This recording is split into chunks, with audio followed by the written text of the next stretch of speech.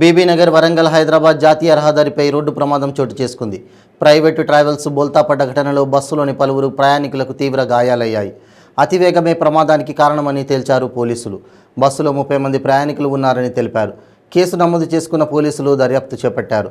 గాయపడిన వారిని 108 సహాయంతో భువనగిరి ప్రభుత్వ ఆసుపత్రికి, బీబీనగర్ ఎయిమ్స్ ఆసుపత్రికి తరలించారు పోలీసులు.